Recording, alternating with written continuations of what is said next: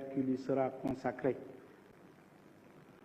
Honorables députés, comme vous avez pu le constater, l'activité économique en 2022 s'est déroulée dans un contexte marqué par des tensions géopolitiques, notamment la crise russo-ukrainienne à l'origine de fortes tensions inflationnistes sur les prix des hydrocarbures et des produits alimentaires, et l'embargo à l'encontre du Mali au premier semestre de l'année 2022. Ainsi, l'inflation est ressortie à 9,7% en 2022, contre 2,2% en 2021. La croissance économique, elle, a atteint 4,2% en 2022, contre 6,5% en 2021. Les finances publiques ont été caractérisées par une progression soutenue des ressources budgétaires mobilisées, une bonne fluidité dans l'exécution des dépenses, une dette sous contrôle représentant 68,2% du PIB, en deçà du plafond communautaire de l'UEMOA. L'exécution budgétaire en 2022 a aussi été marquée par les efforts soutenus de soutien du pouvoir d'achat des ménages, avec des mesures de suspension de droits et taxes sur les produits de grande consommation pour 98 milliards de francs CFA. À fin 2022, la pression fiscale est ressortie à 18,2% du PIB, contre 17% un an auparavant, soit une amélioration de 1,2 point de pourcentage.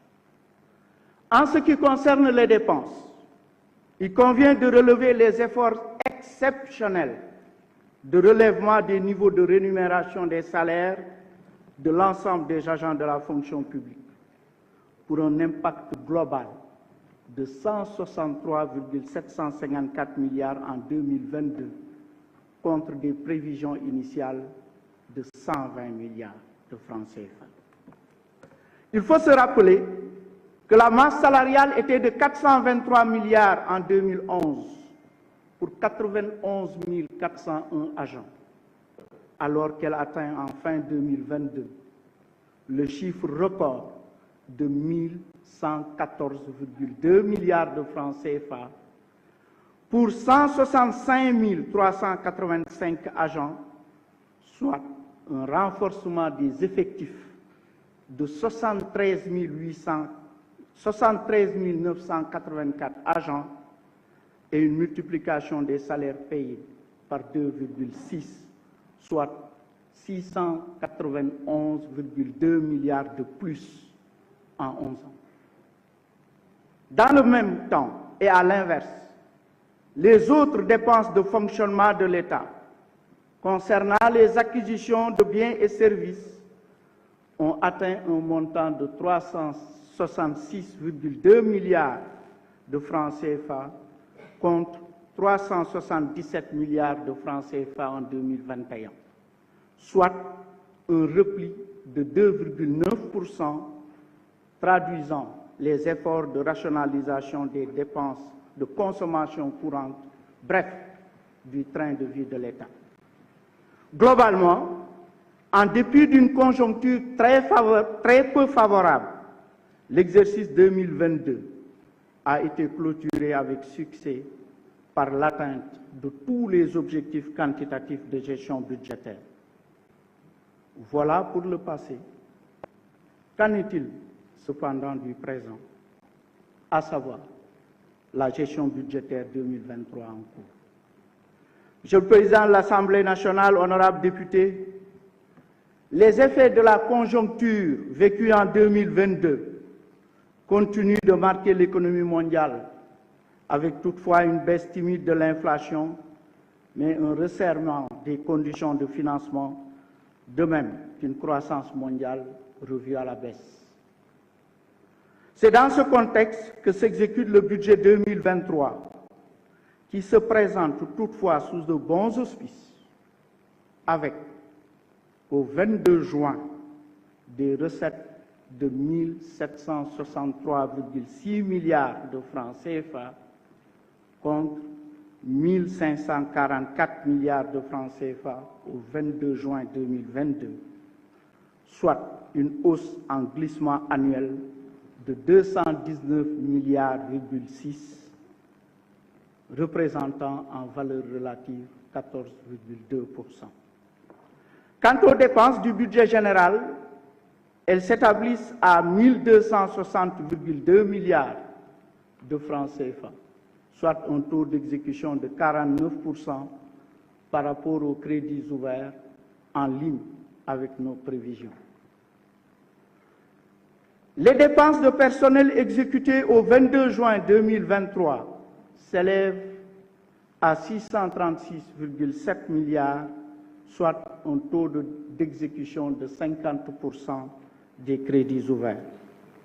Il convient de rappeler que l'ensemble des engagements de l'État au titre des accords avec les partenaires sociaux, ainsi que les différentes mesures de revalorisation des salaires dans la fonction publique, sont parfaitement prises en charge, notamment pour les échéances qui devaient être intégrées en 2023.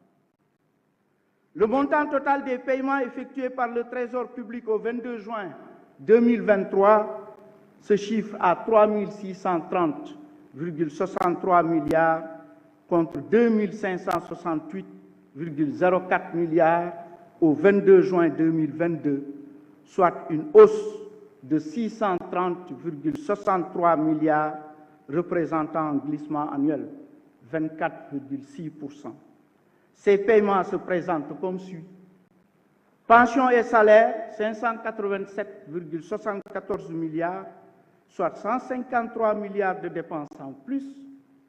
Autres dépenses, 2610,93 milliards, soit 476 milliards de plus que pour l'année passée à la même date.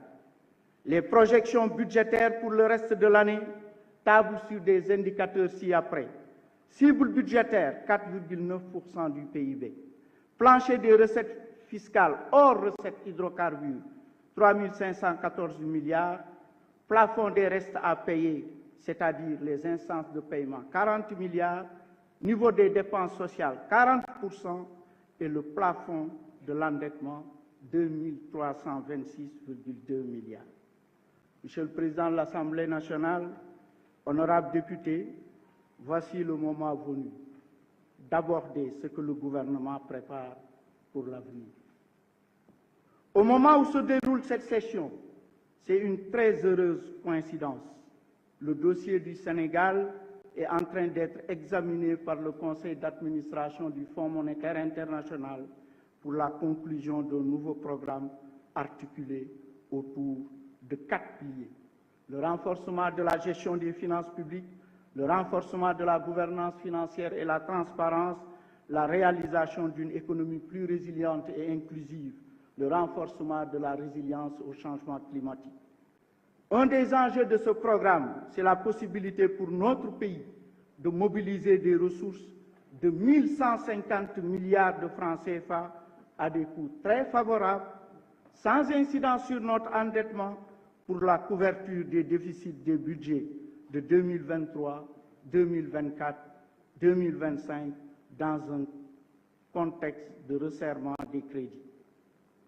Ainsi, sur la période triennale, les prévisions de ressources évaluées à 17 290 milliards sont revues à la hausse de 29,03% en valeur relative par rapport au précédent DPB. Concernant les charges, elles se situent à 19 645,98 milliards, soit une hausse de 19,76% en valeur relative. Plus spécifiquement, à la faveur de la conjonction de tous ces facteurs favorables, le budget 2024 devrait atteindre un chiffre record de plus de 7 000 milliards de francs CFA. Comparé à la LFI 2023, le projet de loi de finances 2024 devrait connaître une hausse de plus de 585 milliards en valeur absolue et 9,1% en valeur relative.